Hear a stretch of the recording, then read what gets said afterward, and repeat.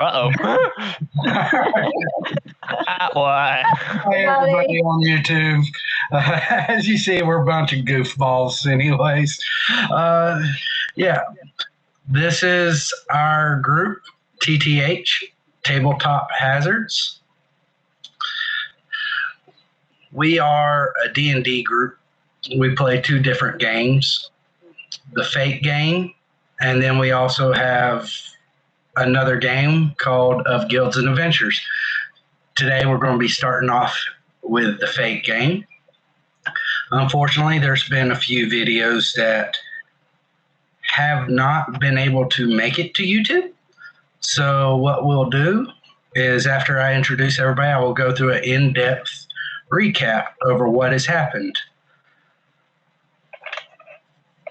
So let's start off with the introductions. Konbai, you go first. No. That was Konbai. Hi. Hi, I cosplay, I do digital graphic shit. I can also, that's my character. There we go. My character's name is Flicker, and I am a bard. I don't know what I'm going to be multiclassing into later, but that's fine. All right. Any other volunteers?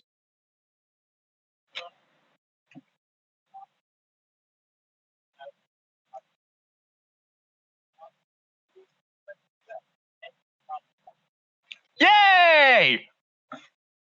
Wonderful. Why are you worried about dying? You made it to the ground. I'm not that ruthless. There's not a pack of enemies waiting for you on the ground.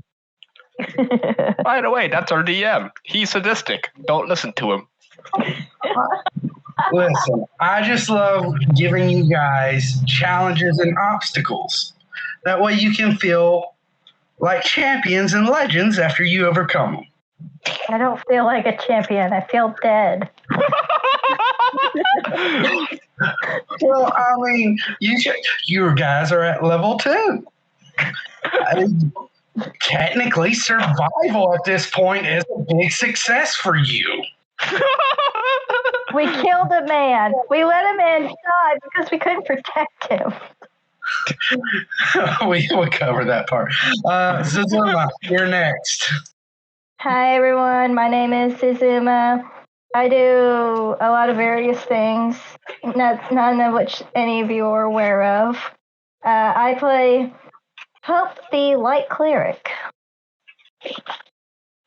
And yeah, that's about it. Gee, Hope, how come you get a subclass early when we have to wait for level fucking 3? Wait, what do you mean I got a subclass? I'm Hope the Cleric. He's talking about clerics get their subclass and sorcerers get their subclass at level 1. Oh, yeah, that's right. I forgot about that. But yeah, I just got it. It's not my fault. You chose the wrong class.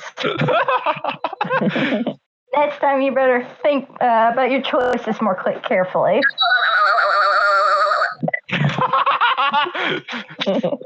All right. That sound is going to send me. The last player on the board. I believe that's me. Hi, everyone. I'm Jade. I'm going to be playing as Airi, a halfling rogue. All right. We hate rogues in this household. So to recap, everything. Antagonistic. To recap everything that has happened so far, all the way back through chapter 1,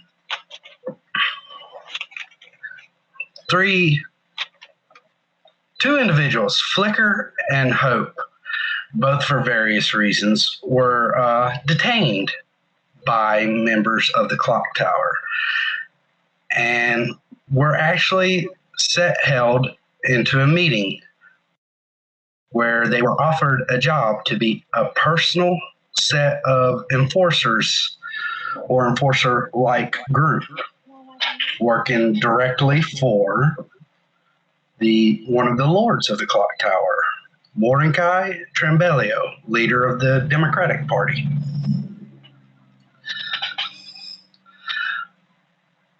In an effort to assist them, he allowed his bodyguard, a homunculus by the name of Felix, to assist the group.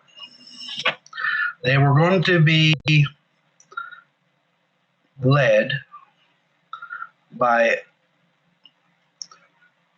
an enforcer by the name of Deanne Lakoshi.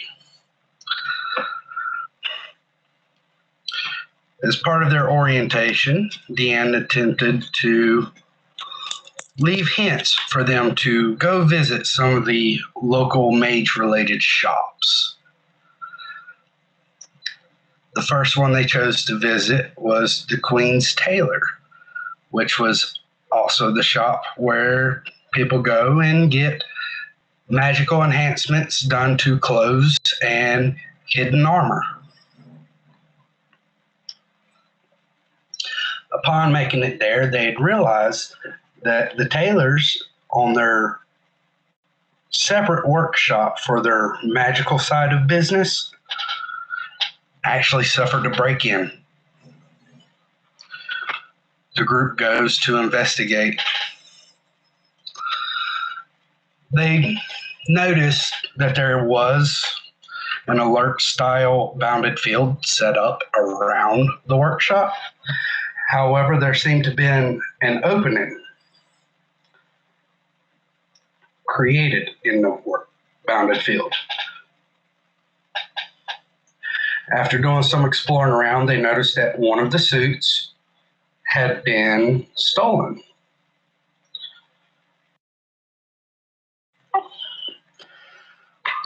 And then from there, they were informed that the Queen's Tailors was not the only shop hit. The group then goes to Johnson's Tinker Shop. The man responsible for tinkering gadgets, infusing them with magic, as well as making nifty little hidden weapons that wouldn't be noticed in everyday society. Upon getting there, they discovered it too had been infiltrated. The group begins their investigation around. This time, the bounded field around this workshop had not been disturbed. However, one of the walls on the side had been completely destroyed. It wasn't as if anything had broken through the wall, but rather as if the wall had just dismantled itself. On further investigation, both Flicker and Felix had noticed that there was a couple individuals sniffing around. As they went to go deal with those individuals and attempt to interrogate them, Hope continued to investigate around the inside shop, where she had actually noticed that the bounded field actually covered a section that held a sewer entrance. Going back over to Flicker and Felix, Flicker had charmed one of the thugs in the alleyway, to which, as they began talking, the other thug comes out and attacks. Flicker and Felix both take down the one thug, while Flicker attempts to persuade the one thug that they had charmed. Felix begins acting in a more intimidating and aggressive manner, one that is not typical of himself. His name is Philip, and you will do your best to remember his name. His name is Philip. We hadn't gotten to that point there, Flicker. Continuing onward. I believe you just made Ari's day remembering his name. Continuing forward.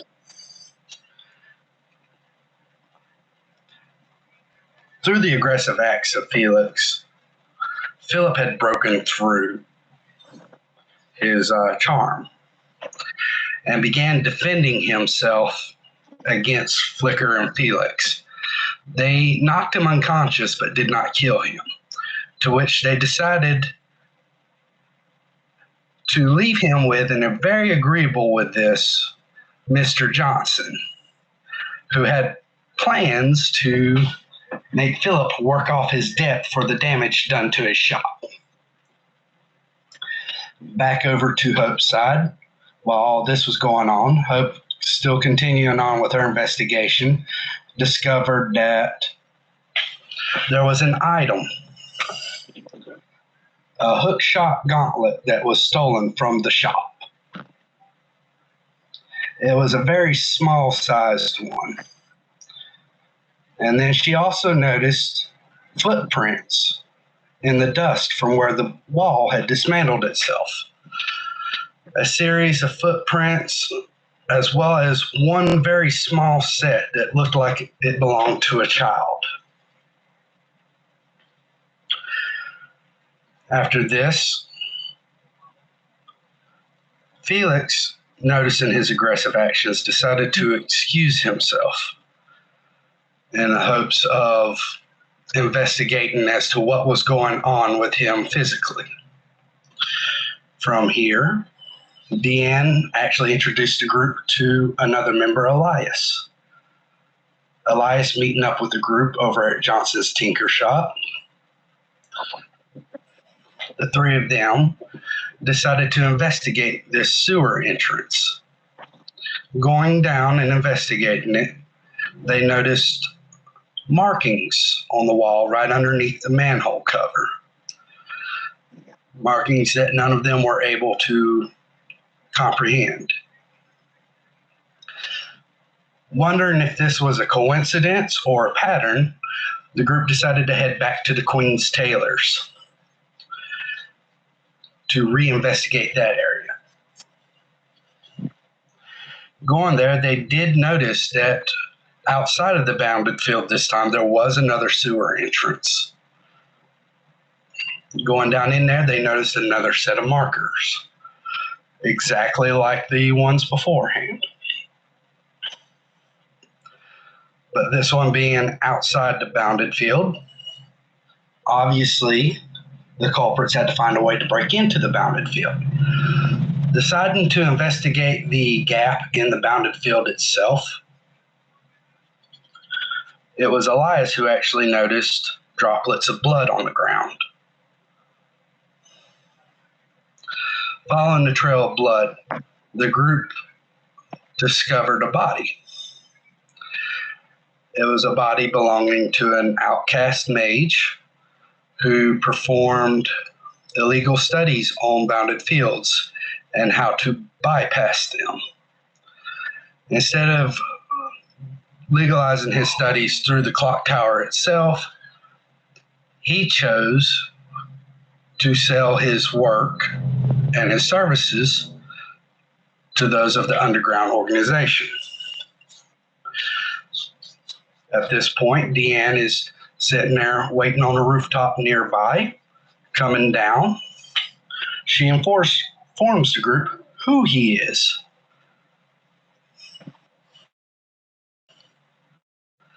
Mr. Davenport, and informs them that he does indeed have a bounty on his head, paying the group 50 pounds as part of the bounty for capturing him, dead or alive.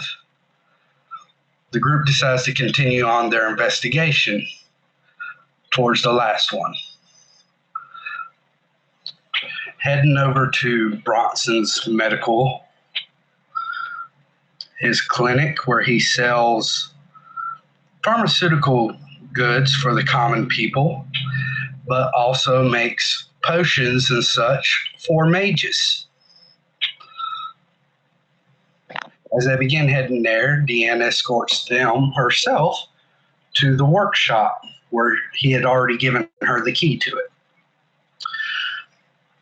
Once inside, the group is met with an extremely foul stench, making most of them sick to their stomachs to the point that they were unable to focus on everything. One could even say that they were all poisoned. Ah. Discovering the source of this stench to be a wall in his underground workshop was blown open, exposing a new created entranceway to the sewers. And with all of his potion making stuff shattered and in disarray and liquids going everywhere, the group chose to investigate what they were able to. Noticing that there was a green liquid and a red liquid, Elias and Hope investigated the green liquid to discover that it was a type of anti-poison. Flicker got in a fight with a swarm of rats. Deciding to test a red liquid with it, he picks up one of the dead rats and dunks it into the red liquid, only for the rat to come back to life and begin attacking him again. I hate rats.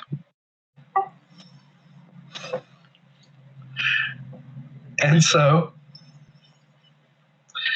from there, the group follows the best they can a trail after Deanne discloses everything to them.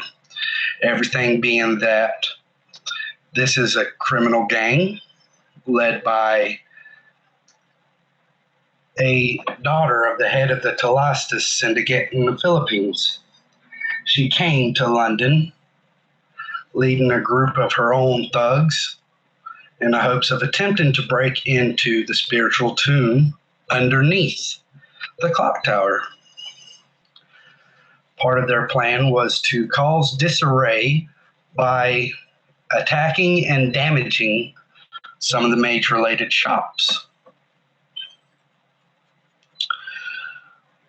The name of this leader was Airi. The group was going to be responsible for capturing her alive, as she had something that Deanne was very interested in.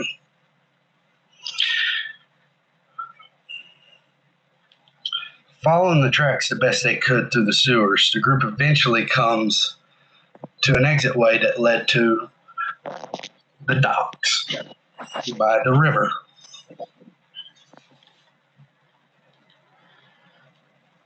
It was there that the group actually noticed a building. Further investigation showed that there were a bunch of bodies inside the building, and deciding that after everything they had been through, the group wasn't quite ready to face off yet, they decided to take a rest inside one of the other buildings. After becoming fully rejuvenated, the group attempted to infiltrate the one building with Airi and her group by way of disguise. Unfortunately, all the thugs and Airi herself were able to see through the disguise. And as they began to jump on the group had to fight back.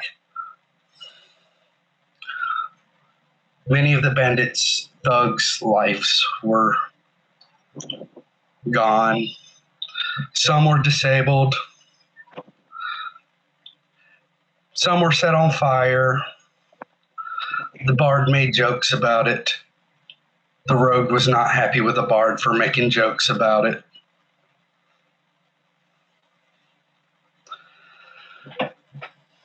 But when the dust settles, Airi's group did come out victorious, but just barely, But it was here that Deanne steps in, having watched everything from the sidelines.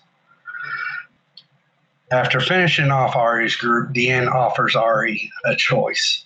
Ari can join the group with her mystic code that she has, being seen as a asset.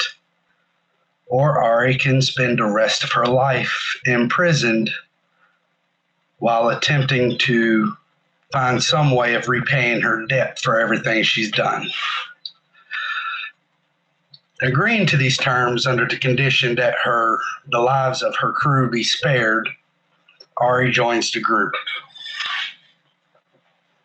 I'm a snowflake. Snowflake was my number one.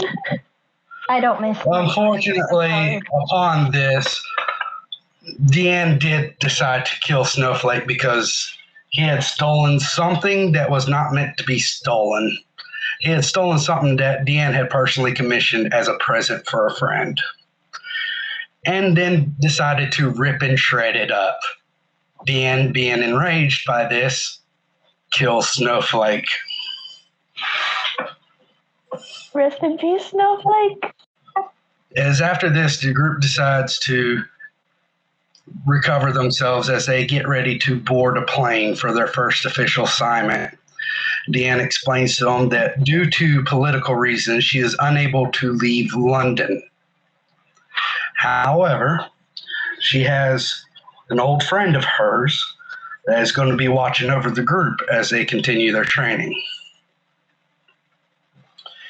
At this point, Elias decides that this job is interfering with his own studies into the spiritual tomb, and decides he'd rather take the designation seal and seal away his own mystic code as opposed to joining with everybody. But aboard the plane, the group meets up with Daryl Smith and Marcus Tanner. Now, the group began heading towards a province in Uri, Switzerland.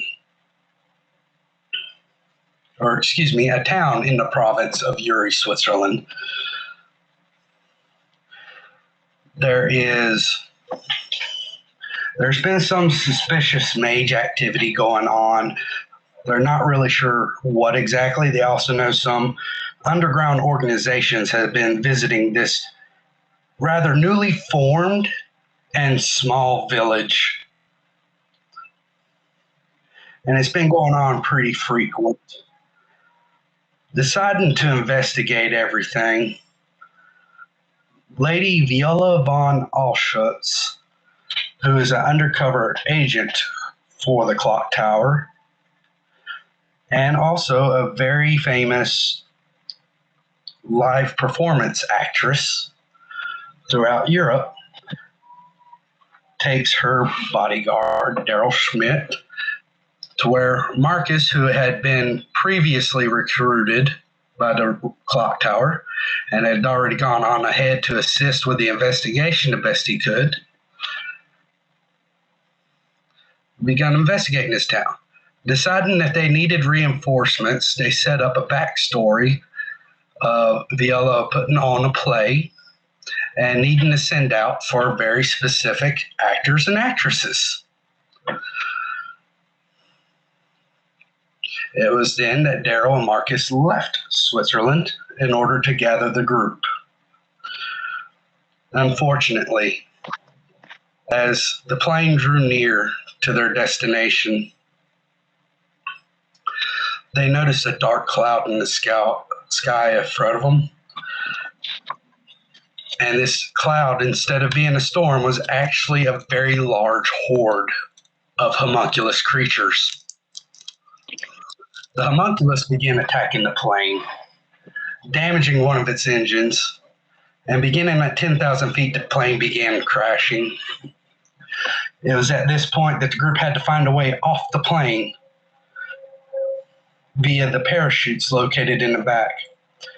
After waves and waves of homunculus boarded the damaged plane, hoping to subdue and kill the group, they did manage, Hope using her own mystic eyes to help transfer parachutes to each other. And then Airi using her mystic hand of deconstruction to deconstruct the door of the airplane. The force sucked everybody out at about 8,000 feet up in the air. Once free falling, the group had to contend with an aerial battle with another set of homunculus creatures and some giant eagles.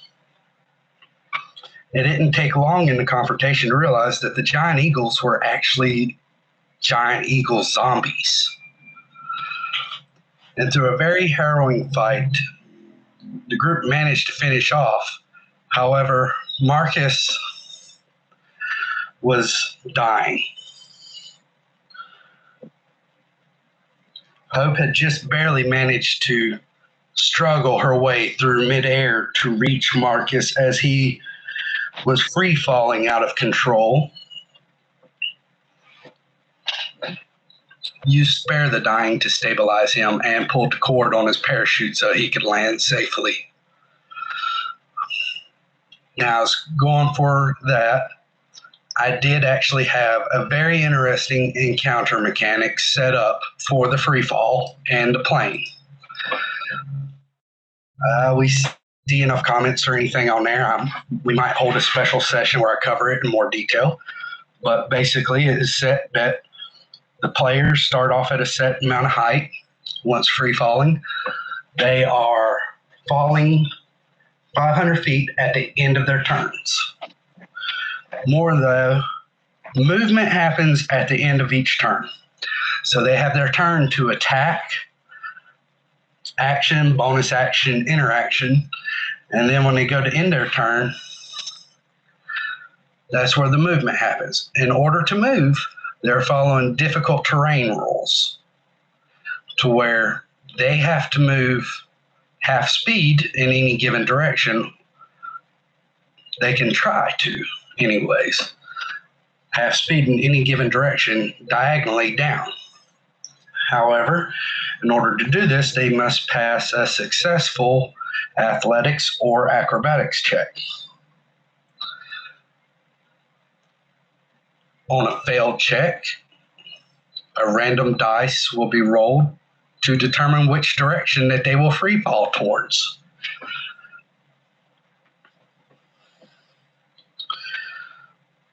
But that was that encounter in a nutshell. And now we are picking up. The party has just landed. Marquis is still unconscious. And everybody seems pretty beat up as the plane that Daryl was still inside crashes into the side of a mountain. So with that, I'm going to ask, what do you guys want to do?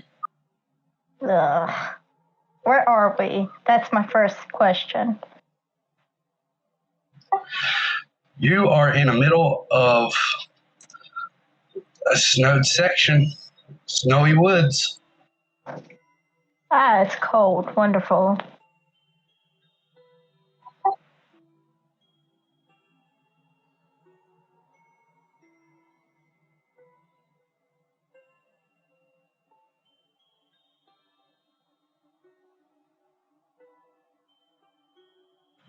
Hold on 1 second. I thought I had the map saved to that one. I'm going to have to pull up the map myself.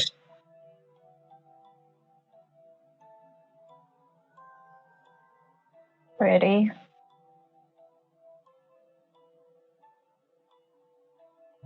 All right, where that circle is, that is approximately where you're wanting to go. Or actually, that's where you approximately are when you landed. Up here is the location of the town by the rivers where you're wanting to go. Marcus is currently unconscious, and the rest of you are in pretty bad shape.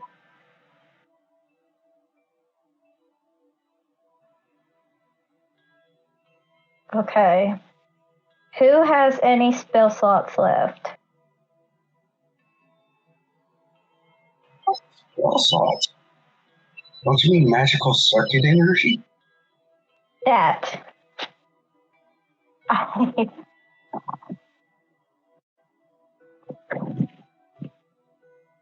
Alright. I do am a rogue. Just roll me 1d4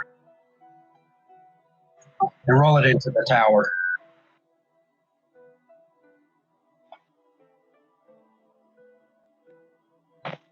He did.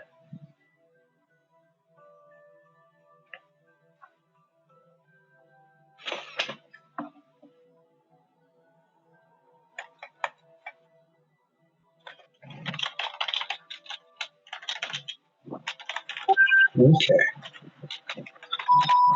So Marcus is unconscious.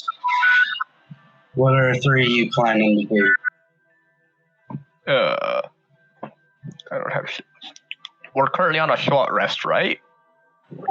We've not started any rest whatsoever. You had not started any rest. You know, it's given the time of travel and everything, it's approximately 4 o'clock in the afternoon when the plane crash, right before the plane crash occurred. Mm-hmm. So, not quite nighttime yet. It will turn dark in a little bit, and you are about 4 hours of walking distance away from the town. Okay. In that case, you guys want to take a short rest so we can just go right after if we just walk the entire way without any breaks, we can probably like make it there by 9. Would I be able to go ahead and forage around during the short rest? Yeah, I think you could do that. I'll go ahead and do that.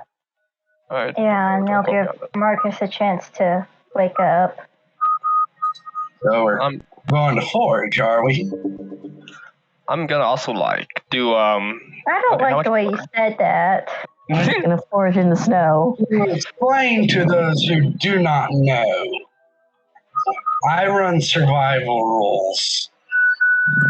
So what that states is whenever you hunt, you are actually in combat with the creature that you're hunting, which means you have to expend your resources in attempting to get close to them and hunt and kill them. If you're foraging, to put simply, every mushroom is edible. Some mushrooms are only edible once. Okay. So I only have one bardic inspiration left. Okay. Okay. If we take a short rest, I can do a song of rest, and we can like heal up a little bit. Well, use one of your spell slots. Not bardic inspiration points, but He yeah. uses his bardic inspiration. Which don't you get your bardic inspiration back on the short rest anyways? In another level, yes, not in second level. Yeah. I think it's like around level 5. Yeah. Could be wrong. I don't play bards. Let's check it out. For that, after that, I will resolve Ari's foraging. Ari, are you proficient in nature? I am not proficient in nature or survival. Unfortunately, I'm not going to have you roll a nature check to see whether or not it's poisonous, because you'd have no way of knowing because you're not proficient. Yeah, you're thinking of the wrong character, Ari. Thinking of Hey, the I wrong can still character. hunt for Jade. things, or I can still search for things. Go searching. You're not going to find any coins to pocket. I can do anything. Anything. Papa's naive. She can't do anything except medicine. And I don't really have any medicine on me, do I? All right. So are you sticking with foraging? I don't see what else I can do at this point.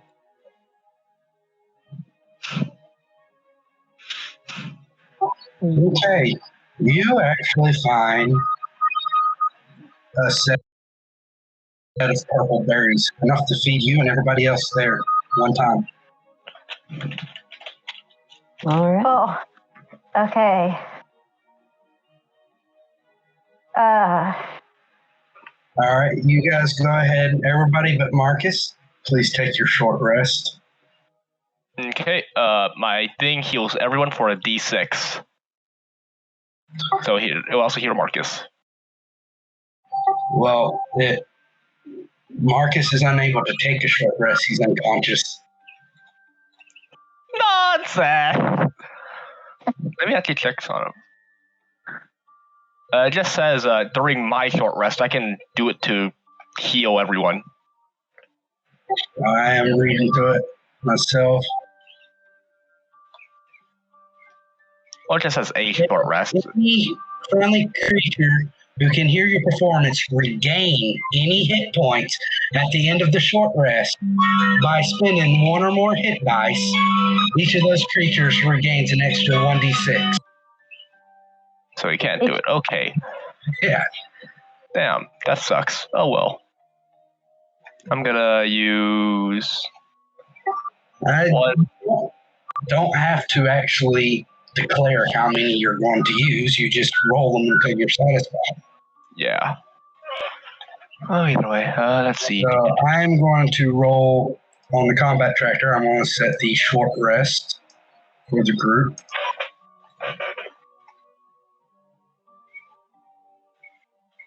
Mm-hmm. All right, go ahead and roll your hit dice. hit dice, hit dice, hit dice.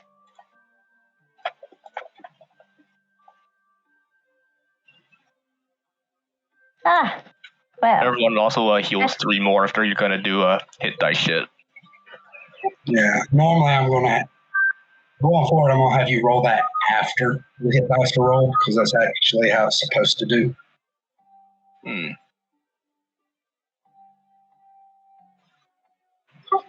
All right. Airi, did you roll hit dice? I see you rolled.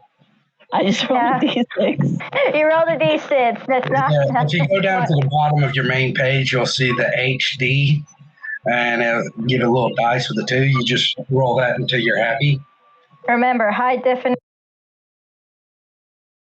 There you go. Yay! Now, keeping in mind that you will heal 3 more points at the end of it. Oh. So I need to do that to mine too? Are you going to roll another hit dice, or are you going to just leave it where you're at? Oh, well, I don't know. I was a 9, and then I got a 4. So now I'm 5. You're at 5 wounds. Yeah, wounds. Yeah. So do I just... So are you wanting to roll another hit dice, or are you wanting to just take the extra 3 points and go down to 2 wounds? Oh, I'll throw another hit dice. See if that helps. Hey! And the Song of Rest has no effect on you because you're fully healed.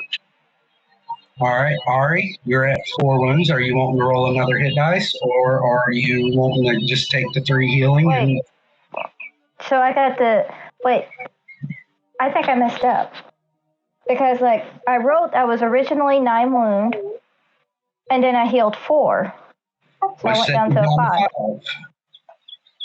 And then you healed the D8. You rolled an 8, so you would have fully healed regardless of the D8 plus 2.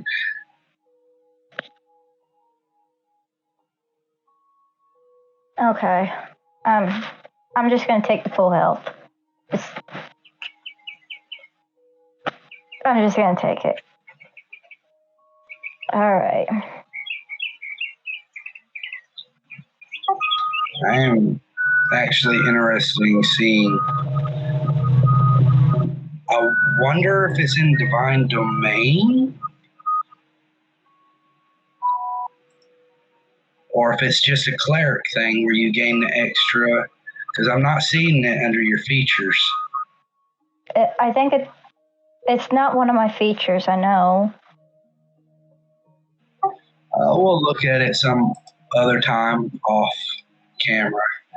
You would have been at full health regardless, just off of the dice rolls. Oh. Okay. Ari, you're currently at 4 wounds. Do you want to roll another hit dice, or do you want to just take the 3 healing and go down to 1 wound? Would rolling another hit dice affect me in any bad way? When you take a long rest later, you'll only regain half of your maximum hit dice, which right now is 2. So if you roll the hit dice now, you'll have 0. And then the next time you take a long rest, you'll only have 1. Nah, I'll just take it. Or I'll just keep it as is. Flicker, what about you? You're at 6 wounds. I'm good. I got my shit. This is fine.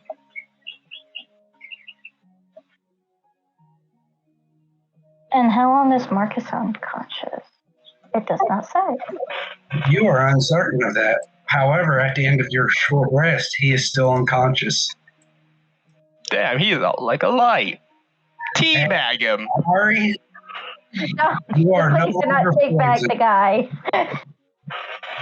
Ari, you are no longer poisoned. As a matter of fact, any of you that still had the poison effect from the homunculus creatures, it has expired by now. Yippee! All right.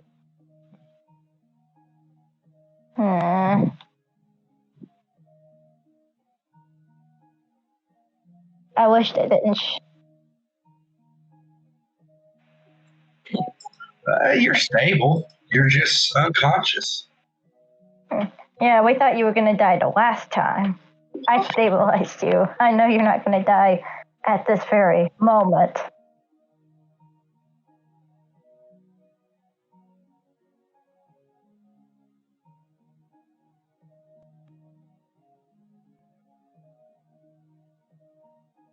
I know. I mean, that's not to say you can take multiple short rests in a day. It's just a matter of whether you're willing to include that time. So, is the party going to do anything during this period, or are you just going to kind of hang around and wait for Marcus to eventually wake up? Well, we got 2 options. We can throw him over one of our shoulders. I know Ari can't lift him, but It's because I'm short. I'm going to have you roll an athletics check, because if we can keep him over our shoulder, we can just tote him on as we travel. what is your carry limit? My carry limit. Be at the bottom of your inventory. My carry limit is 120. Yeah. And you're at 64. Marcus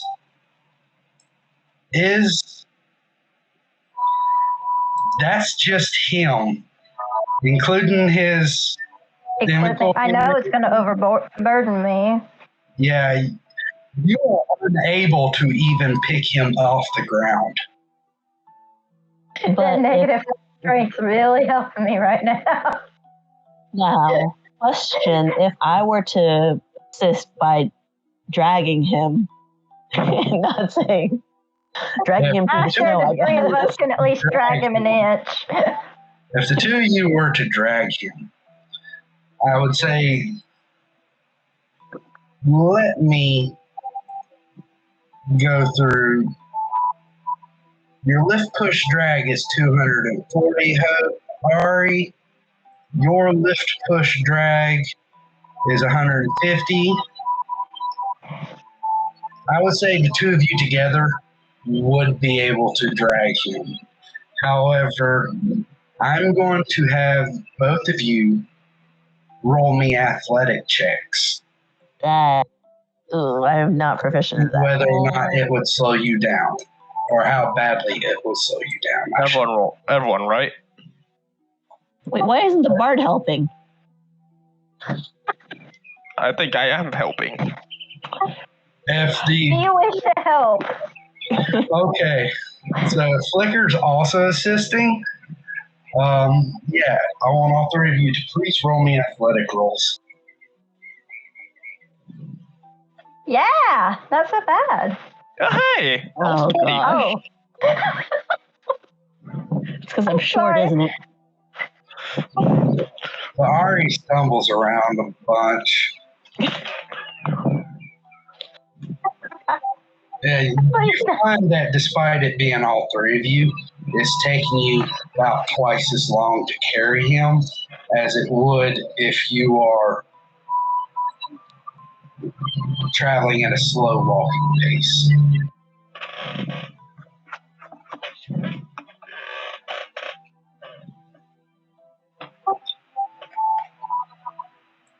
So that being said, you travel about 4 hours, at which point you notice Marcus does in fact wake up. Surprise. The fitness gram pacer test. Marcus, you are being dragged along by a halfling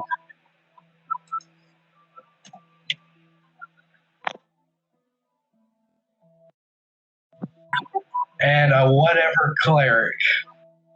I am a human. Yeah. Human cleric.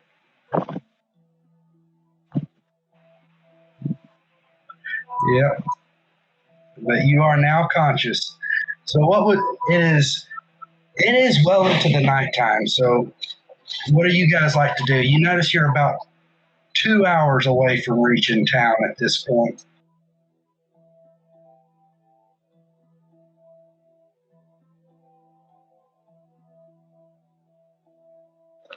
Yeah, we do risk exhaustion, but I'd rather be in town than be out here at night. Especially after what we fought. But going to town with Marcus being so low on health, do we risk running into any dangers there?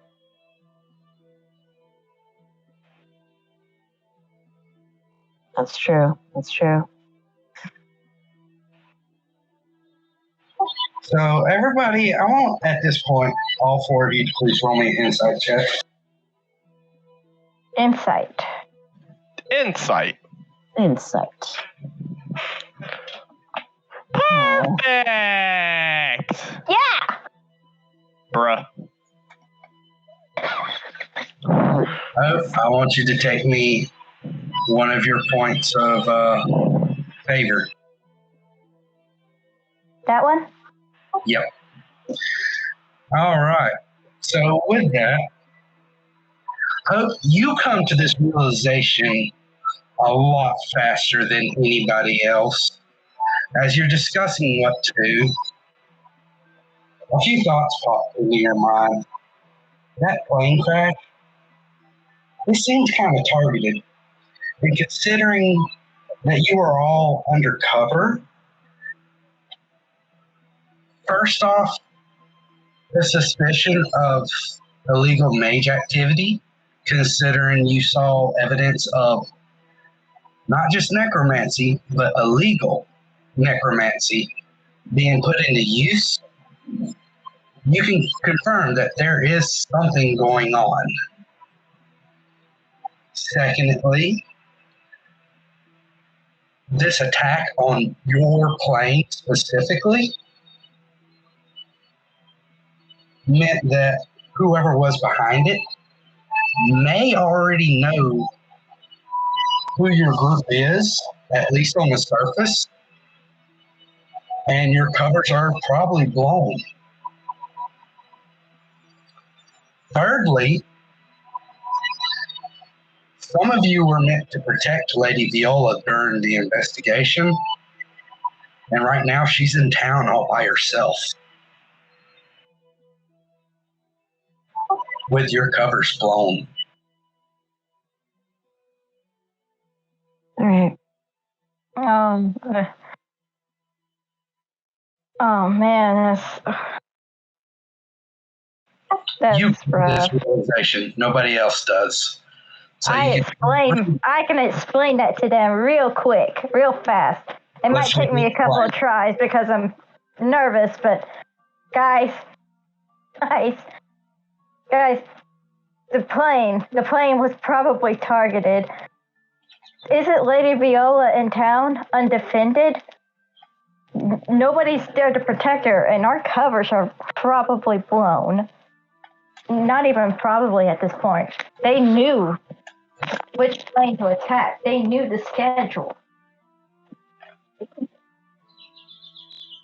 Shit! So going into town, this might mean that we might be ambushed, huh? Yes, but if we don't go into town, Lady Viola is without protection as well. Marcus seems pretty weak right now since he just woke up. Do you have any potions, Marcus? Airi, just to remind you, because it has been a while, you do have 2 potions of healing in your inventory. I did notice that. I was actually going to offer him one. Maybe You were going to offer him one if he didn't have one. You're going to keep him to yourself first. Pretty much. That's a rogue. Hey, I will say this. Right now, Airi has been the most dedicated healer of the group. True. I think you guys are relying too much on me to heal. I mean, it's either that or you could eat the mysterious purple berries. I'm good. I'm good. I don't know if they're poisonous. It's not that I don't trust you. I just don't trust your ability to nature check this. Understandable. I'd Wait, like to go do ahead. I have nature check? No, but I have medicine. Does that count? Roll me medicine. I have half a nature half a nature proficiency. I should have used inspiration. There's something familiar about these berries to you. You're not entirely certain. You're having difficulty remembering, but there is something familiar about them. I have half. Can I roll? Go for it. Hell yeah. Medicine, right? Or nature. I'm going medicine. I'm going to use an inspiration.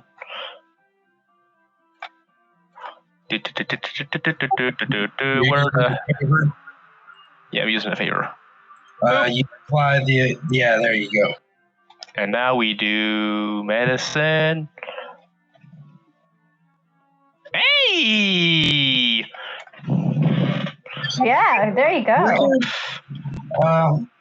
Due to your vast knowledge of just reading about everything going on in the world and wanting to travel the world exploring, you've actually seen pictures of these berries. You've studied them to an extent. These berries are actually known for boosting immunity systems. Might need Mechanically take a quick break. speaking. Okay.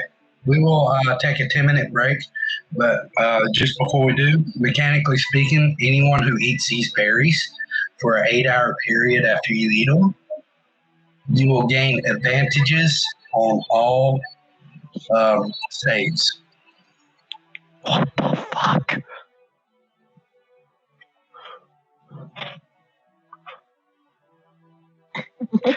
Okay, save those berries, please. There's is there enough for all of us? We're going to take a quick 10-minute break now because we've got to take care of something like this. All right.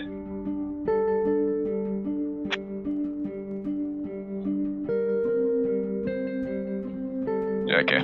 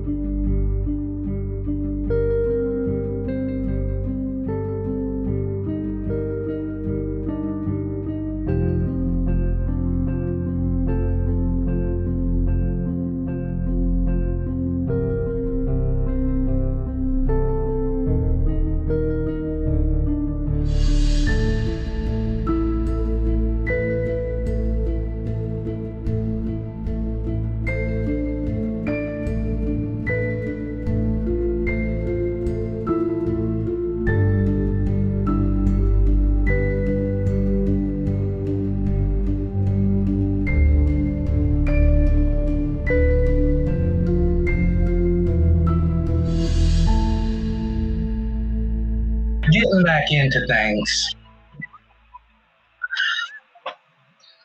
The group, upon this realization of everything and the realization of what the berries are, you notice you are about 2 hours away walking distance from the town.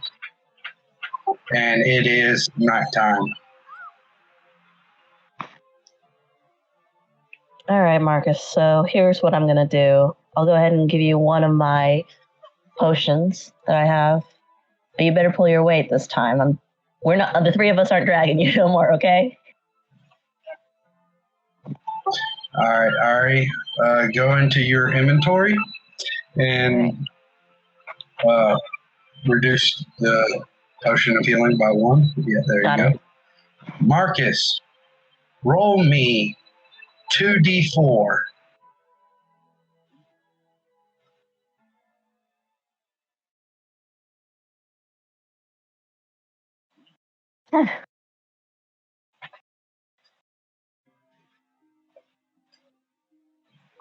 You regain 9 hit points.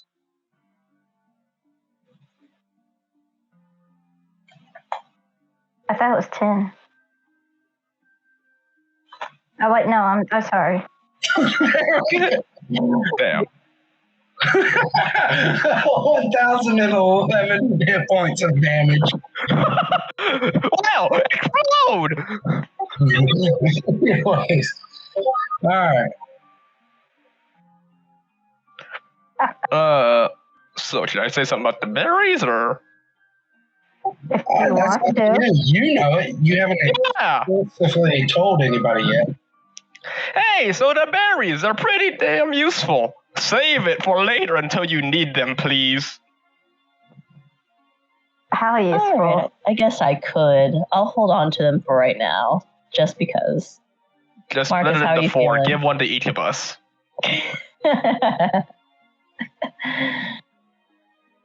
I might give one to you in a little bit. Let's focus on Marcus first. How are you doing? A little bit better. You think you can make it into town? 71 pounds of sand?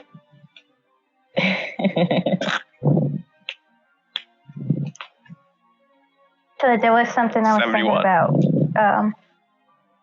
If Bwomp. they know us, sorry. If there's somebody that knows us in town, won't we just get ambushed anyway? Are they like expecting us? We could go in stealthily. With that nat 20 on the inside check, you remember that a lot of the undead or the one undead war eagle, as well as a lot of the homunculus, actually gave up fighting you to report back when it looked like everybody was going to be dead. So as far as this person is concerned, you may very well already be dead, along with Daryl in the airplane.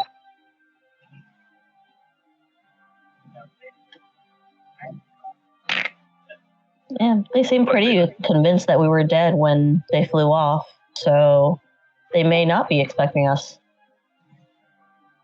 They don't need to know that.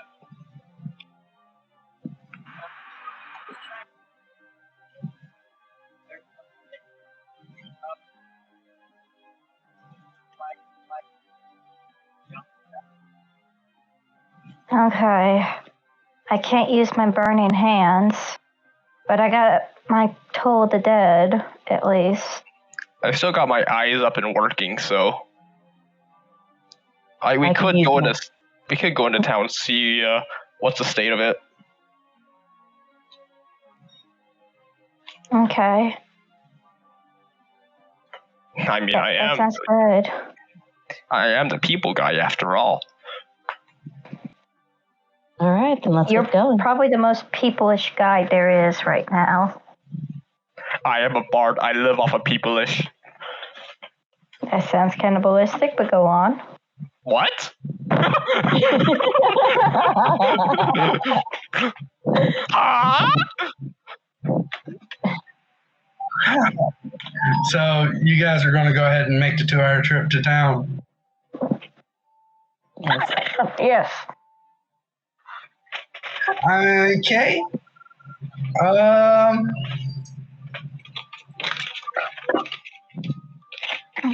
You make it into town.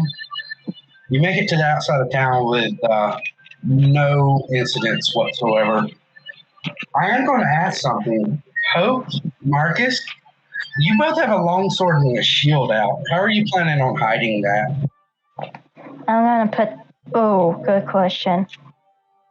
Hope, noting that yours actually can transform into an umbrella, but you have to take a full minute to do that process. And it does affect my account AC.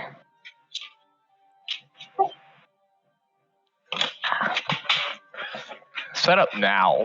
Just, do it. Put it back into an umbrella. And it looks like I'm already still in an. Oh wait, no, I'm already in umbrella mode. Yeah. I don't have to hide anything. I'm already hiding it. Oh yeah, that's right. Because you didn't have a chance to pull everything out and set it up in between the plane wreck. Right. That's why I was relying so heavy on my magic. Yeah, your sword's a cane. What did we decide about on your shield?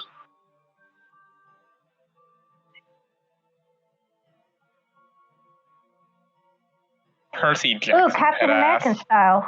Or no, not Captain American, but it was one of those shields from the heroes. They just flung it and then it expanded. Percy Jackson. That's what it's based off of, I think. Okay. Yeah, I think that's it. You use your bonus action to retract this. Yeah, that's right, because yours was more of like a magical shield. And so you retract yours out into there.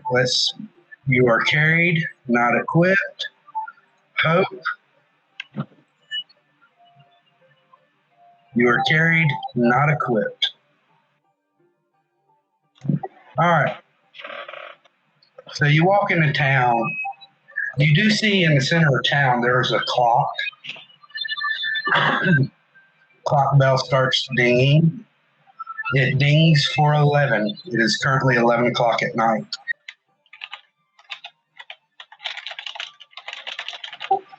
Marcus, you do know the location of the specific inn that Viola, you, and Daryl were all staying at. You're in the middle of town. The street seems pretty empty. Everybody's kind of gone to bed at this point.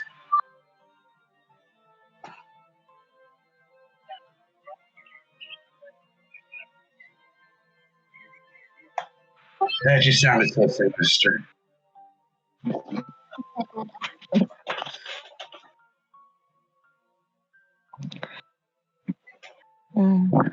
Yes.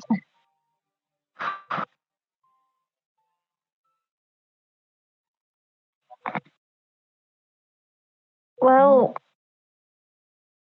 what about Viola? Viola's in the inn, right? Yeah, it'd be the end where you, Viola, and Daryl, the three of you all had separate rooms, but you all had rooms at this inn. Noting that your room has expired, yours and Daryl's has expired since y'all left.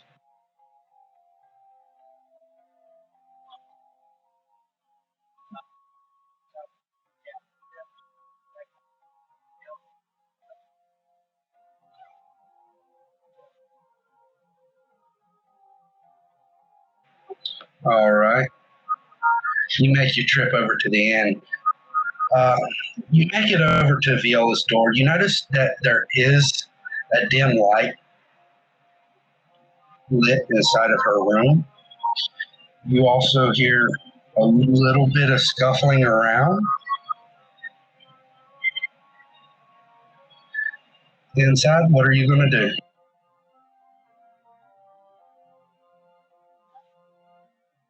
Does that go for everyone or just him? That would go for everyone. Matter of fact, roll me a perception check. Yeah, that's exactly what I was going to suggest. Everybody roll me a perception check. Perceive my balls in your mouth. Yeah, he's the only one that perceives it, and he perceives nothing else.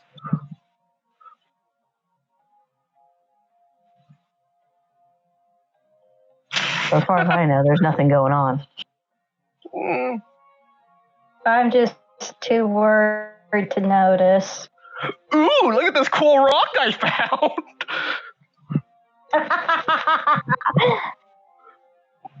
It suddenly gets quiet inside the door, and you see the light dim a little further, but no voice reaction.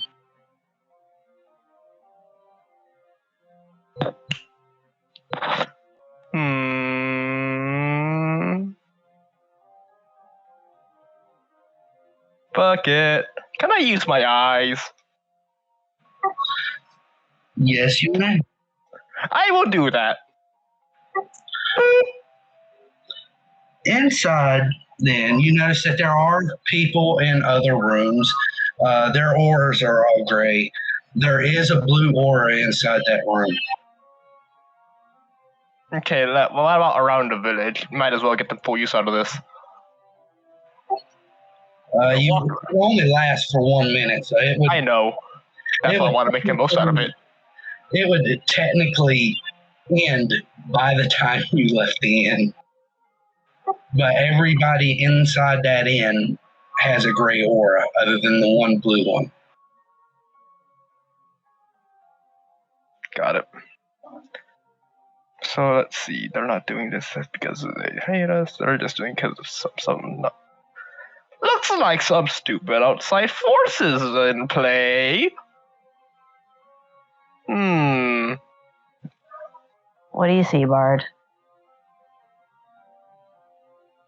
I will note for you, you're used to red auras being hostile, blue auras being someone that would be friendly towards you, and gray auras being someone who is indifferent. So, and they closed us out, right? Ergo, something's up. They didn't. The blue aura room, they haven't necessarily closed you out. They just haven't responded to the knock.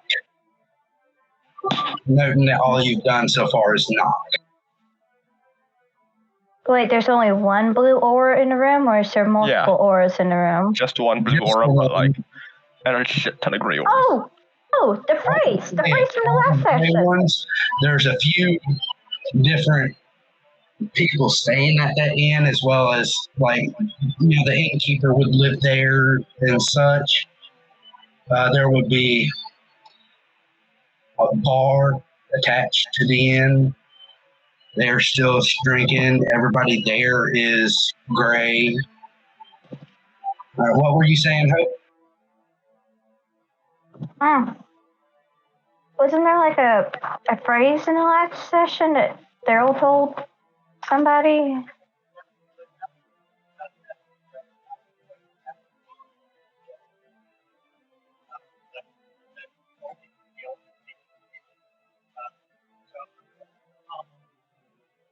Don't. I'm good. Do it. Like I said, don't, not yet. Because that's a bad idea. What if other people heard us? We'd look oddly suspicious. I mean, there's whispering such a thing. Yeah, but that's already inside the inn. I have an idea. Rogue, how good are you at investigating? I can pick locks. Pick the lock. Don't do the front door. Do another door. Back door, even. Sneak around and see what you can find. The inn itself is open. You're outside her specific room. Oh, wait. Oh, her. Yeah. Okay. Yeah, you're away from the bar area. You're set above, around the second floor of the inn, outside of one of the inn doors. And there's no window to her door? No, there's no windows to the door itself. It's her room. Okay. Well, this is going to be bad. I'd like to go ahead and try to open the door with stealth, trying not to be noticed. That's Sleight of hand. terrible idea. Roll me a sleight of hand. Okay. That is a terrible idea. But would it be funny? I'd like you to roll me a Constitution save. Who? Oh, Me. Rip in peace. press F. Rip in peace.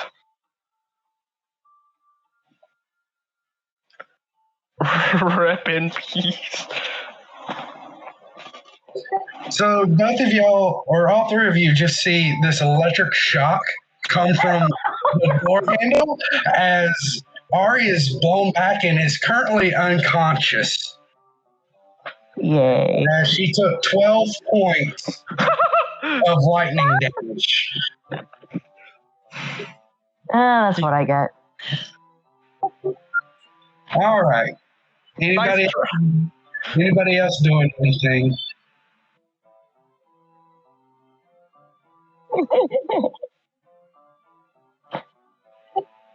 You sound oddly suspicious. To her, anyways. She probably doesn't know who exactly Got we are. electrocuted. She's suspicious. All right. So while this is going on, Hope, Flicker, either one of you doing anything? I'm gonna check if Ari's okay. Roll me a medicine check. Okay. Right after this.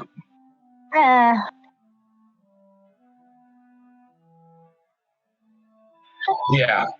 All right. Well, Say that, Marcus, after this, Hope, Airi, you was about to have to make death saves, but luckily Hope checking you out stabilized you. Yay. Yay! All right. Marcus, you just hear some whispering come out. Marcus, is that you?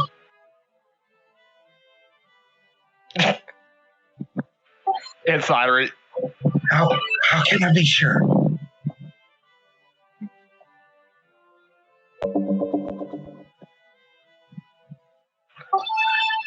To be honest, I don't know what to believe anymore. Someone came by earlier with Daryl's voice, and I saw the plane crash.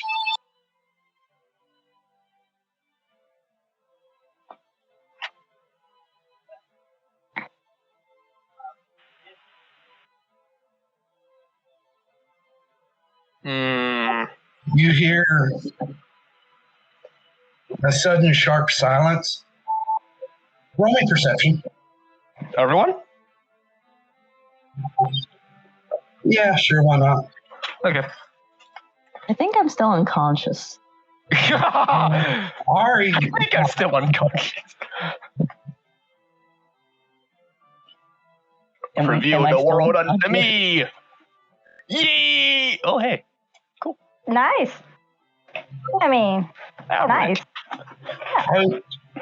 Hope you hear this.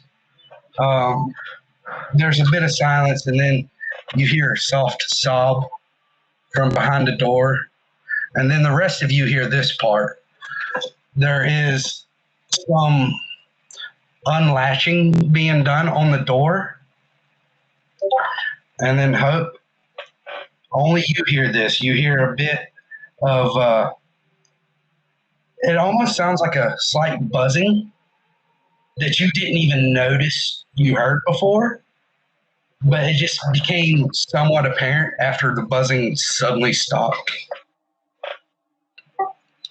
As the door slowly cracks open, you see the sobbing face of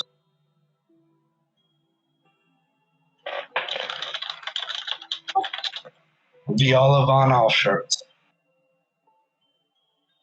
And balls in your toes. Oh, you mean Viola, right. I totally do that.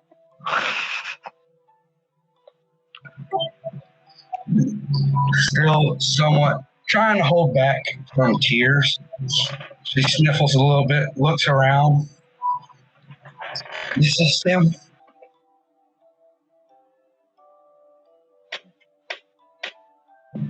Are these the ones you and Daryl went to pick up?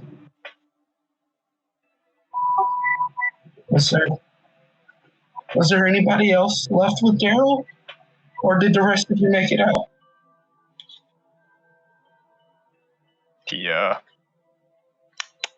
kind of risked his life for us. She'll open the door more and invite you in. I'm gonna drag Airi in. Just on the floor. Ari, I'm gonna pick Ari up. No, drag her. It'll be funnier. Yeah, let's give it to the guy who can actually pick her up. Yeah, a little bit. Thank She's you. going to notice Ari and just kind of points to, what's wrong with her? She was a bit shocked from the experience so far. You just see her hold a hand over her mouth as she lets loose like a slight gasping motion. More tears coming from her eyes.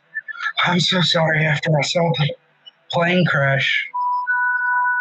And then after someone came to my room almost immediately afterwards, pretending to be Daryl, I didn't know who to trust, so I set a trap. Anyone who would touch the door without my permission would get shot. Don't worry though, I've moved the battlefield for now, so the four of you can come on in.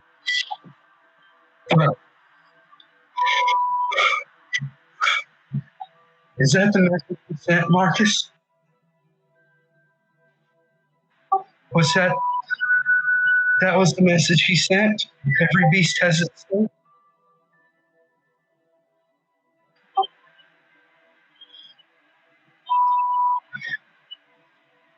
In the end, at least he managed to get the four of you out alive.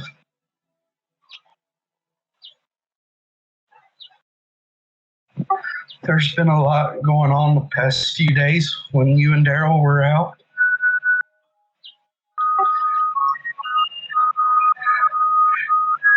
You'll have to forgive me. I haven't even eaten today. Not since the plane crash. I've been too scared to accept food from anybody else. It just seemed so awfully targeted that the one plane that was supposed to be carrying my backup actors and actresses, as well as part of my security team, well, technically both of my security members, was suddenly hit in what they called a lightning storm, but I could see the creatures.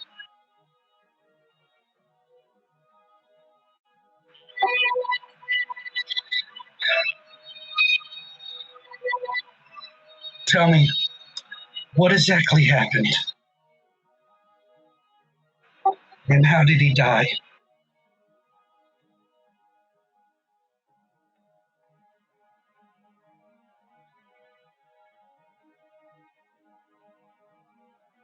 Marcus, you want to?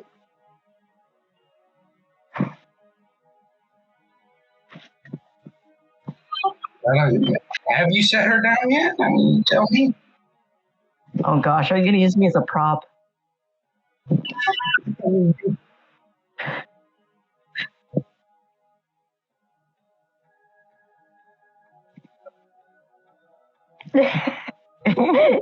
If you place him in the center of the bed, she probably won't roll off. This is just medicine advice from a cleric.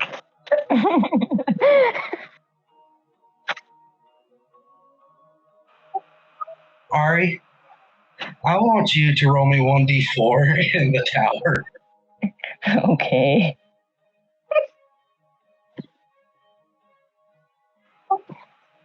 In the tower, please. Oh, in the tower. Yeah, the dice tower there.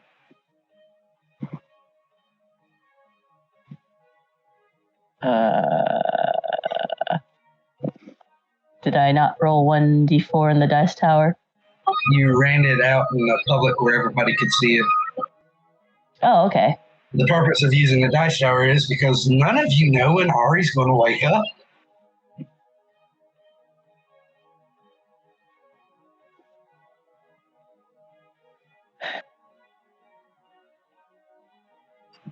Okay.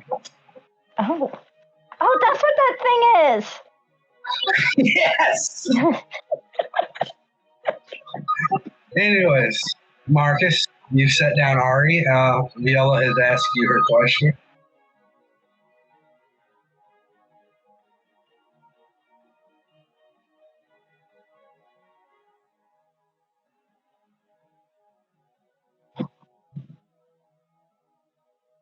Good way of shoving the responsibility off of you. Wonderful job.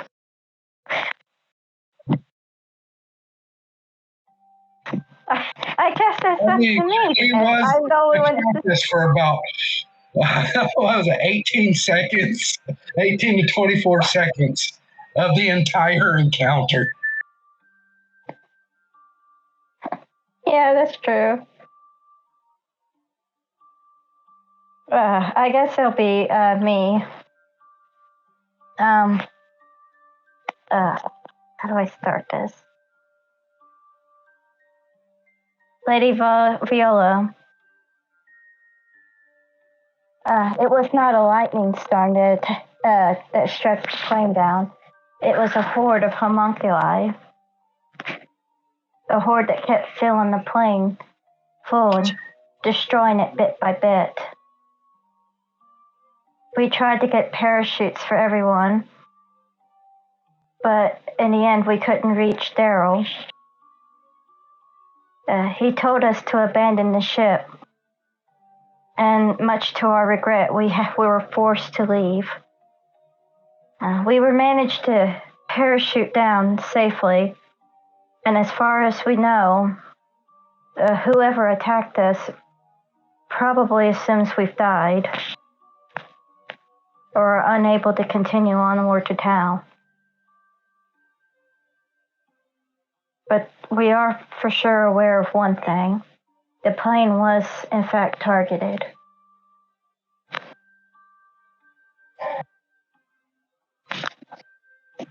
Homunculi, you say? Yes, ma'am. My lady.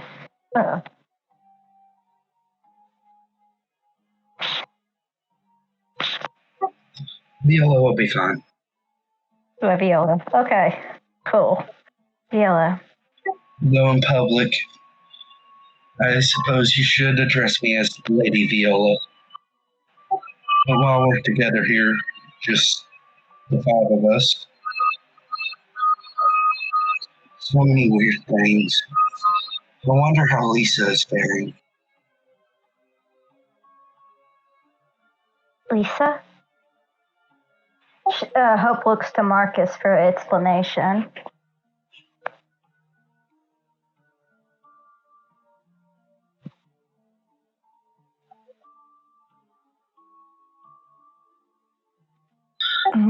Like, you just gonna shrug your shoulders. She's like, "Oh, that's right.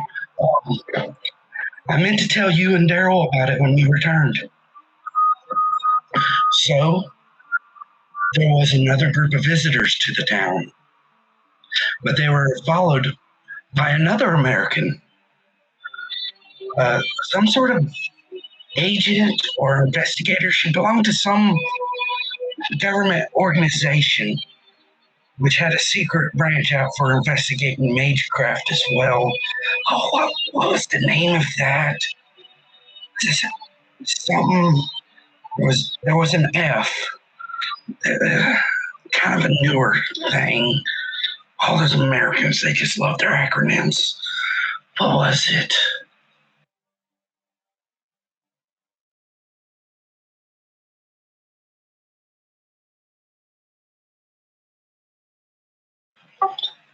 It was wait, I have it wrote down here somewhere. It was FBI. Something called an FBI agent. Hope wouldn't know what that is. Marcus think. would be the only one who does. At this point in history, the FBI was just newly formed in America. Hmm.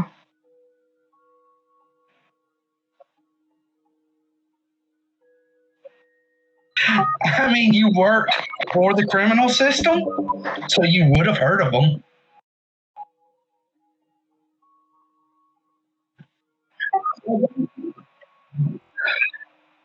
I would say that would be mostly a wisdom sort of thing.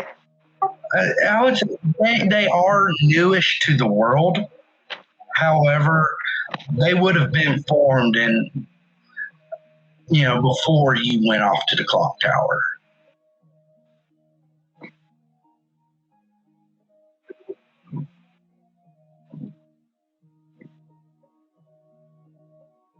Governmental police force, yeah. Anyways, she was following it was American mobsters that had visited the town. We had quite literally bumped into each other while trying to hide and perform our own investigations.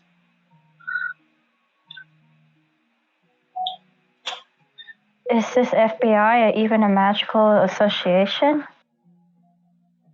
How would they even know about this sort of thing? Magecraft this world around, my dear. It would make sense that the Americans would have some secret branch disguised just to investigate it. Especially considering that both the Catholic Church and Protestant churches are very prominent there.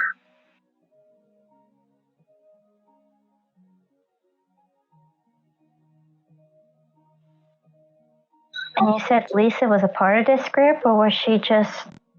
She worked for them.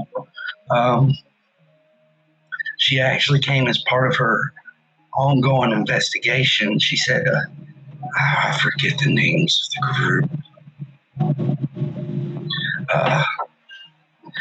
Anyways, she came to follow them and found it awfully weird that they would come to such a small and newly formed village such as this.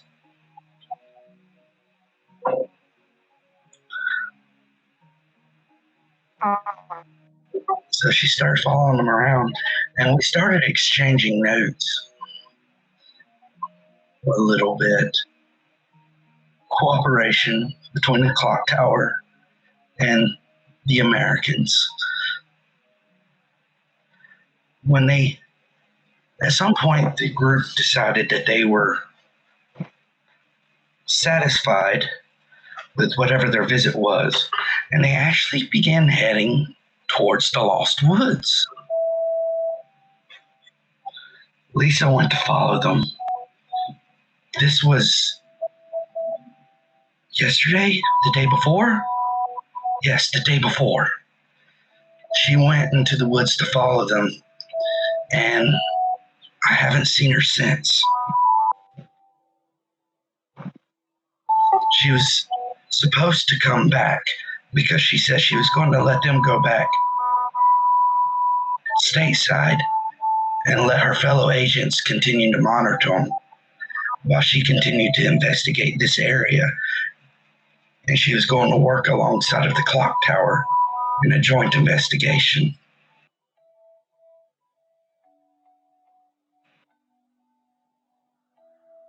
Yet it's been 2 days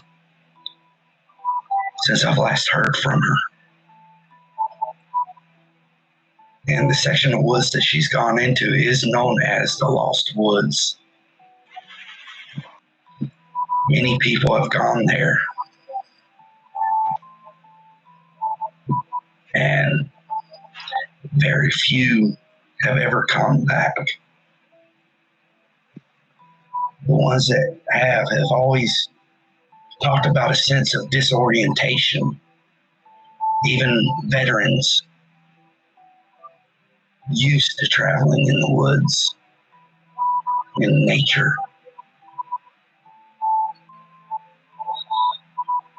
It's as if the moment they entered a section of the woods, they lost all sense of direction altogether.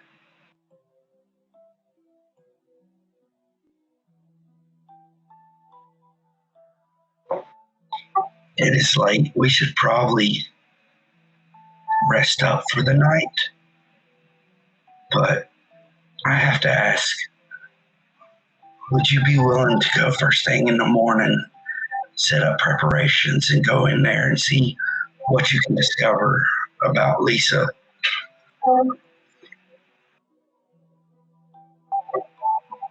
See what you can discover about Lisa. If you're able to find her alive, please bring her back.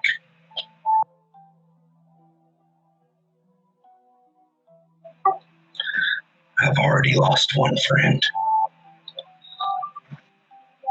She begins crying into her hands. I don't want to lose another.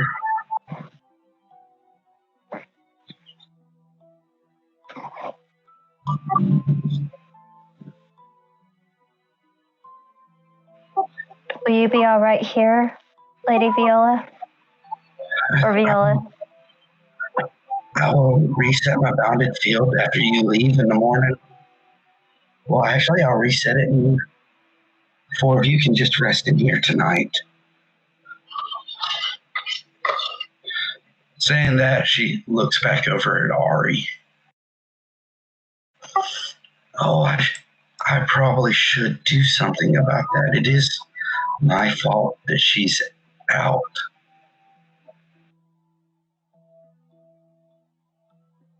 No worries, Miss Viola. She may be small, but I'm pretty sure she's a very mighty spirit. It was a bad judgment call on us to have her unlock the door, so the blame falls on us. Yes, but it'll be hard being ready if you're not properly prepared.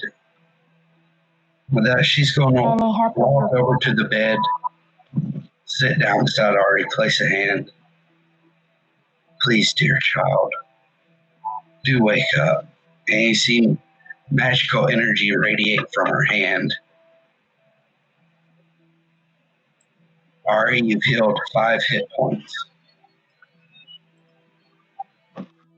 You are now conscious. All right. Okay. I'm opening my eyes, realizing there's some lady with a hand on my head. I'm like,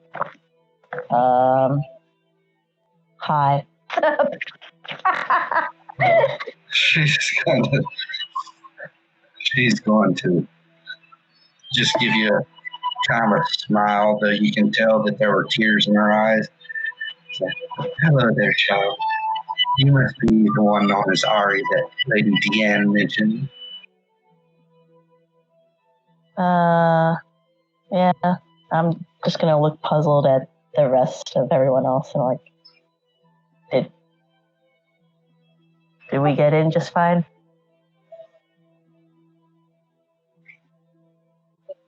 And not to laugh.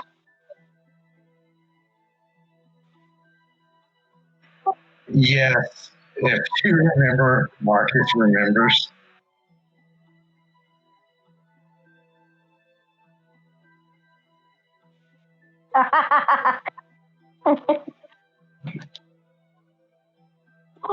Can I have candy? Hi.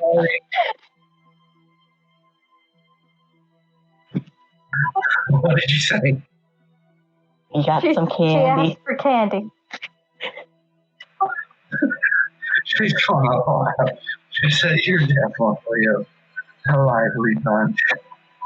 I can't understand you. That I can enjoy my time with the 4 of you. But that being said, you should really think about what types of new codes, covers that you're going to create for yourselves, because the old ones obviously will not work. Because if word gets around that you did live, then whoever was responsible for the homunculi will know.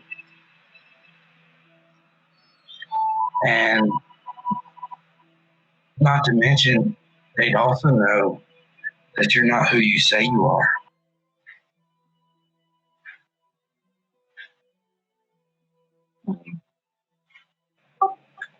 For the time being, we'll just kind of stick to yourselves until you're able to decide on anything.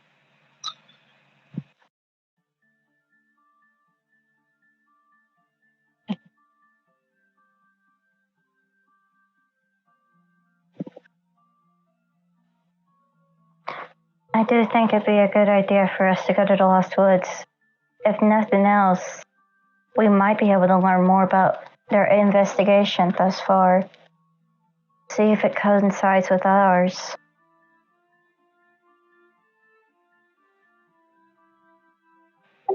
Yes, but you can handle that in the morning.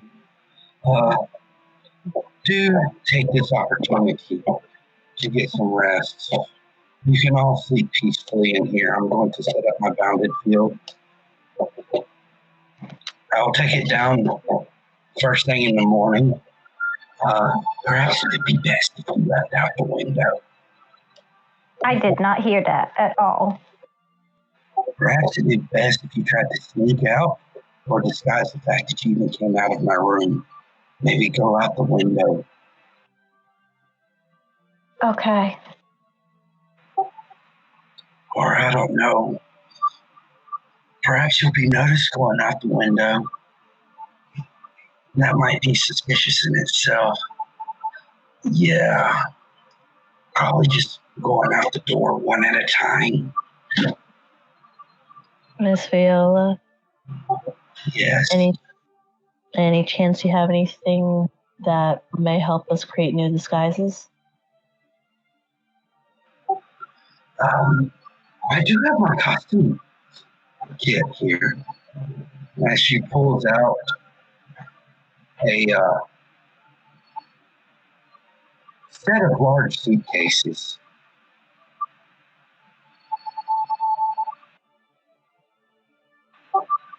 Yeah. You can, if you're choosing to disguise yourself, we can work on it now and then have it set to the side for you to change into in the morning. Or you can choose to pick out something in the morning.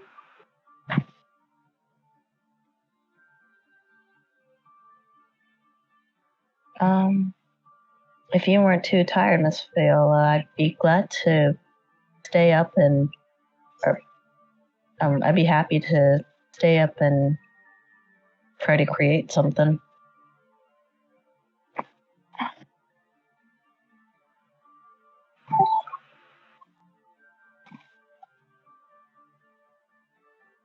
Same here. Yeah, I did just Who is wake up. taking second? I don't think that counts as waking up. All right, so with that, Clicker, you're being awfully quiet.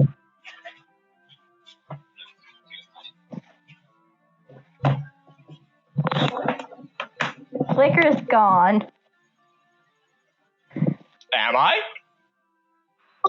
Just saying you've been awfully quiet this entire time. Liquor was trying to figure out what song to sing. Real. What the hell's going on? I have to go eat. I'm going to rest the party. Airi, I want you to roll me a deception check. Deception, you say? Yes. Oh gosh. You need help with that? Asleep. Ari's doing this while everybody's asleep. You need help with that? Ari, you stay up for 2 hours and you make attempts at putting together outfits, but you don't feel very confident.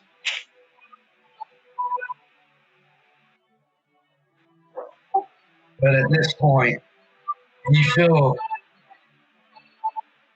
exhausted. Like if you don't go to sleep soon, you will probably wind up not waking up in time in the morning. Very well then. Go to bed, you shizzo. You're supposed to be a sleep bard. Vicious mockery!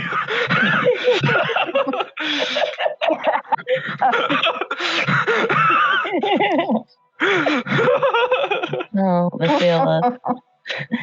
Viola, thank you. I did try, but unfortunately, I'm feeling very tired. I really do wish that I could have played as your adopted daughter, because this actually was quite fun. So thank you. I can be her adopted daughter instead.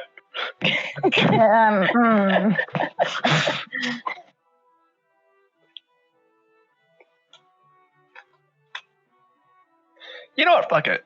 Zanzu, can I do a joke roll? See if I can,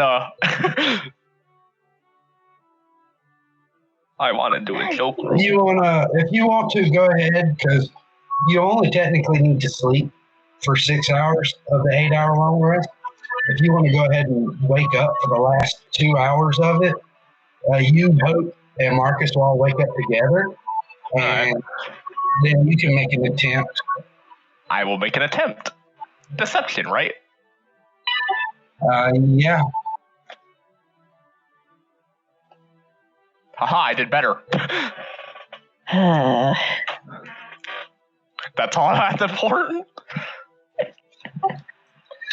You do better.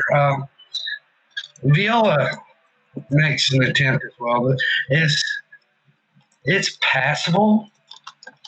At the very least, the four of you do look somewhat different. I look buff. No. Aww. Anybody that looks with any amount of effort could tell that you are disguised. No, I'm just in cosplay. I don't think at this time period they would understand what cosplay is. They don't need to know. No. Should I roll for deception? If you want to make an attempt, you, Marcus, go ahead and roll me deception. It'll be funny.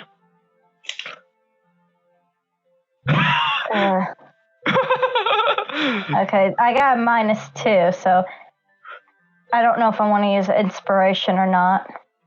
It'll be funny. Well, I don't think you can either way. It can be lower than my roll, maybe. I mean, it it definitely could can. be. If I roll a 1 and I have a -2, something went wrong. Okay, there is a 30% chance of it being lower. Okay. I'm kidding. 25%. Oh, well. No. The idea of just putting face paint on everybody. Zanzu, I will have to say that your mic is sounding muffled. I know. It sounds... I think I actually had my hand covering it. How's that? That's a lot much better. Well, how do you forget that? Well, I forget where, because I'm using my computer instead of my headphones, and I forget where the microphone actually is on my computer. And actually, I'm on push to talk. And just as a comfort mode, I have my hand set a specific way to hold that button down. And part of that actually put my thumb over where my microphone was. I'm trying to do something like extremely stupid right now. I'm trying to turn on the light switch with my foot. Why? So he doesn't have to get up. No, I am up. It's just my headphone's still connected to my. You know what? Let me just send a picture. It'll be easier to understand. Of your foot? So everyone's got fully healed, basically, long rested. Good. That's me. Yeah, it is currently 7 o'clock in the morning. Oh. Marcus, you've come up with the best set of disguises. Once again, they're passable, but anybody that looks, you can at least pass off as not wearing disguises. But anybody that looks with any effort could possibly help. Ow! Oh, okay. Okay, I can't do it. All right, it's 7 o'clock in the morning. What is this group doing? Viola, who has been awake this entire time, is ready to usher you out her door so she can go ahead and set up the bounded field and attempt to get some rest.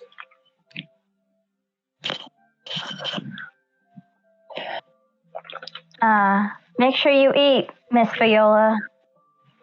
I really can't trust the food that they send because I don't know who's in on it. Or who's in it. That's right. My apologies. No. You're such a dear, sweet boy, Marcus. I know what Daryl saw in you, and I see it too. Go ahead in your inventory and remove one of your rations. There you go. All right. So is the group heading off to the Lost Woods at this point? Yes. Does the inn have am. food? So what? Does the inn have food? The inn does, but she just stated that she doesn't trust anybody bringing her food because somebody just attacked the plane that was supposed to have her colleagues on it. Let's see. If everyone was neutral, they wouldn't put shit in our food. Yes. Yeah, but if we talk about an assassin too, they might have not been in the room. Yeah, but deliveries could. I mean, they could come later. That's the thing. After we left. We're also presumed dead. Yeah, but she's not. Are we going to be checking on Viola every night? I don't know if we can, but... Yes, that's assuming if we live. Nonsense. Surely we will be fine. Miss Viola, I'd like to give her Konbai, do you still need to eat? Yeah, I'll just eat. Okay. I have rations. Oh, yeah. I thought you hadn't eaten supper yet. I did, didn't I? Oh, okay. I want each of you to either take off a use of your rations because you do need to eat, or expend out. Well, you don't have the proper currency for Switzerland at the time.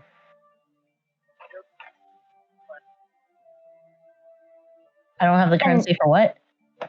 For Switzerland. You have your British pounds, but you don't have any kind of currency to go for this place. Yeah, we just had to use a ration. Okay. I'm going to go ahead and take off. So, because she was so kind to us, I'm just going to go ahead and take off 2 so I can give one of my rations to her. Marcus has already given her enough for today. Jazz? Okay. Yeah, he has. All right.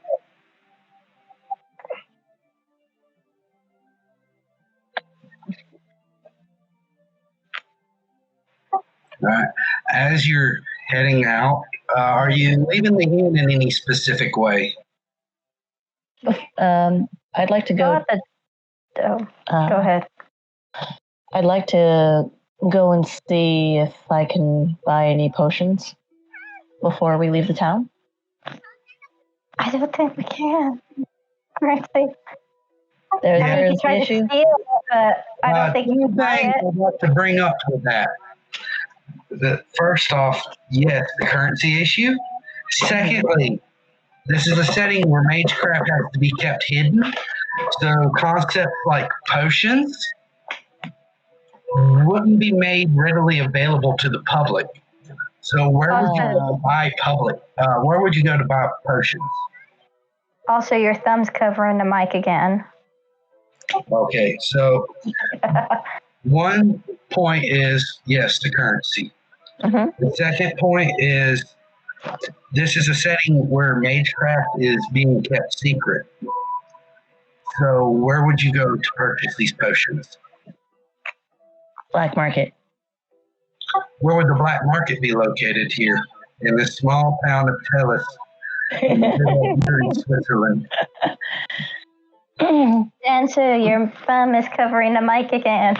Actually, no, it wasn't that time. So I don't know. Maybe it's just my computer or something. Okay. All right, you make a valid point. If that's the case, we're just going through the town.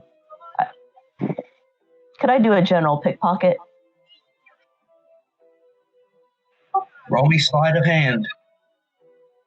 Okay.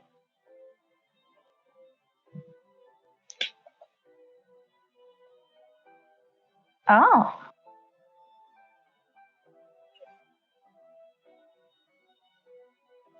Nice hands. Yes.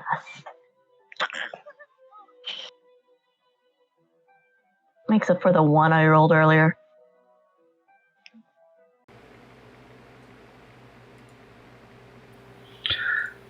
Hi, everybody out there in YouTube land.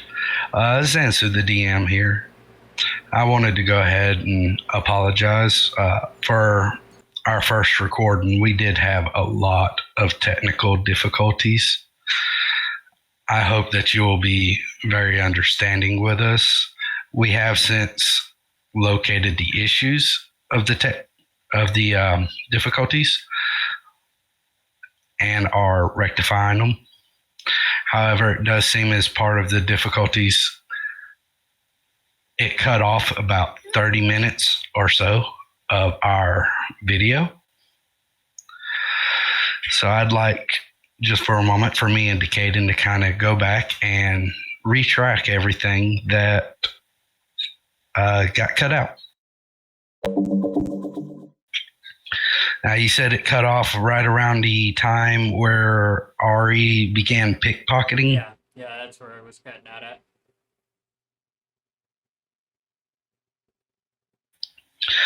Okay, so going from there, Airi was pickpocketing through town. She managed to locate about 12 silver piece worth of coinage in their currency.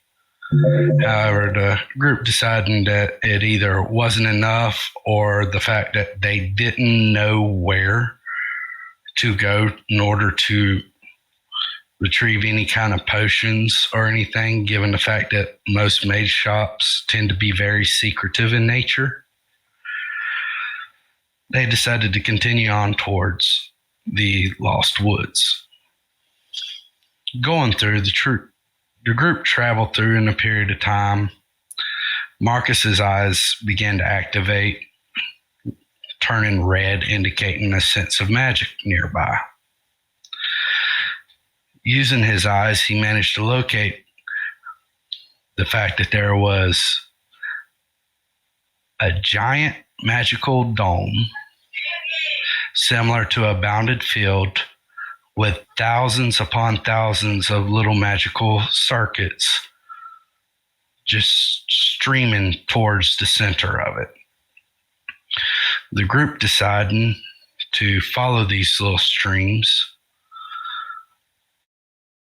They made a few attempts. On their first attempt going through, they circled back around and located their very own footsteps from where they were there before.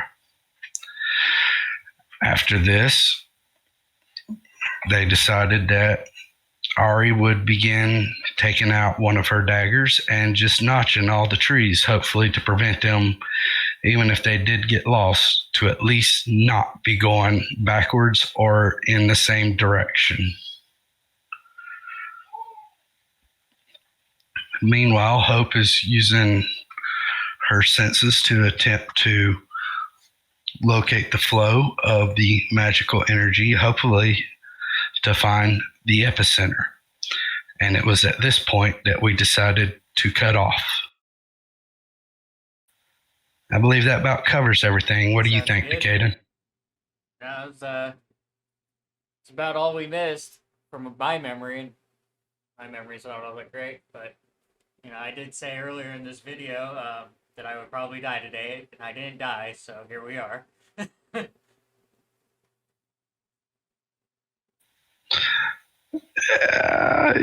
You all survived. The fake game is going to be very trying on your characters. Very stressful. But you'll enjoy it a lot. Red cheeks. Do it. Red cheeks. Okay. The red cheeks would be so adorable, or like turn yellow, like it's about to start electrocuting somebody. I can't add the sound to the server.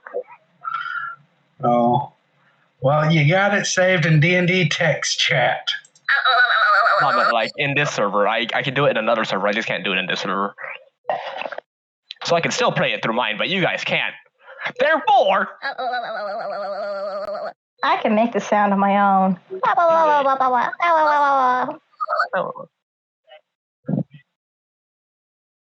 don't want just to cut hear the this. out. I was going to give you the link to the YouTube site so you can,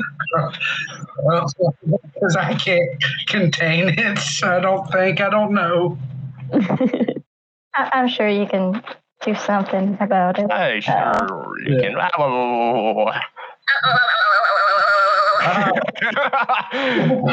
right, are we recording? Hey, I'm back. Sorry about that. Something happened quickly.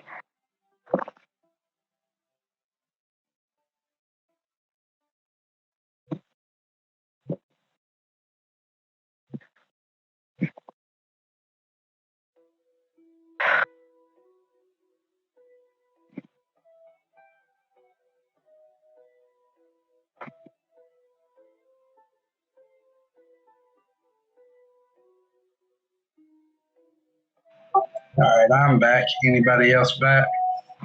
I'm back.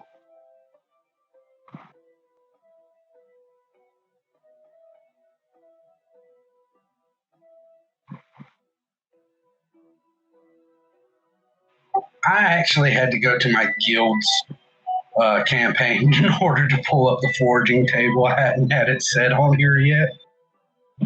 That's something for you to work on. Yeah. The only one that's not back, it looks like, is Flicker. No, I'm here. I'm just playing a visual novel. Oh. Which one? Magic Hoy. I never heard of it. Very good. It's a very good one. No comment. The only visual novels that I've really enjoyed was Hatoful Boyfriend is Doki Doki. Oh no! She introduced me to Doki Doki, and I fell in love with it because I kept playing it just to find out how many different ways I could kill them. RDM, everybody!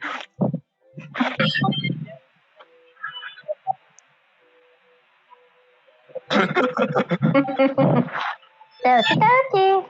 Oh, by the way, Flicker, What? my mom said thank you for something. She really appreciates this.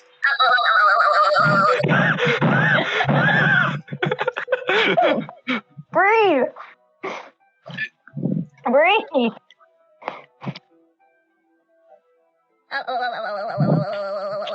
Hmm.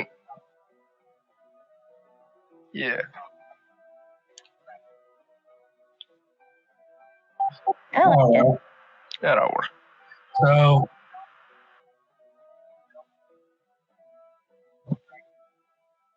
Yippee! Excellent. I'm actually happy with my dragon here. Tell her cat, tell her cat, you tell her wanna cat, tell her cat, find tell her it cat, tell her cat, tell her cat.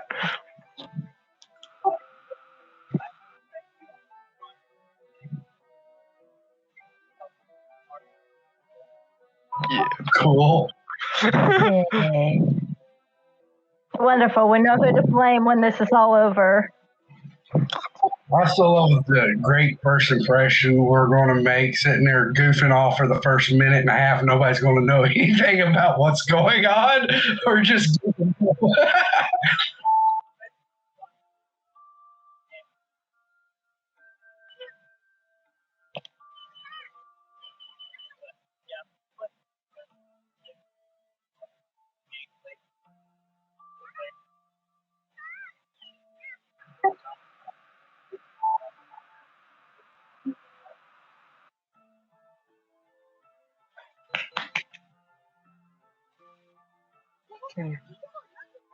all right.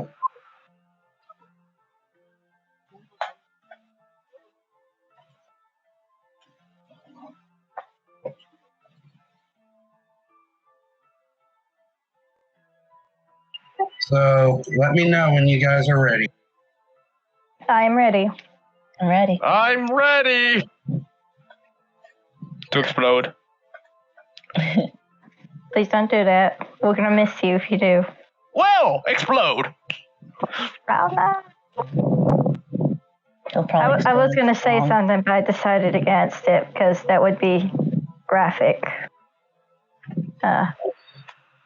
If you're going to explode, just make sure it's not around a firework.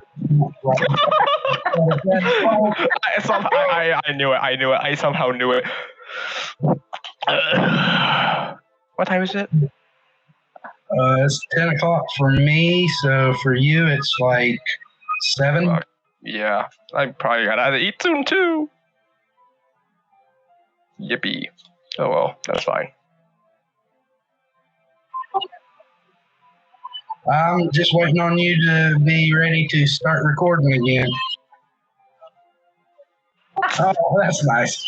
Oh, Oh, perfect. Okay. yeah. I just got one thing that I have to say first. Lick the balls. What have I done? What have I done?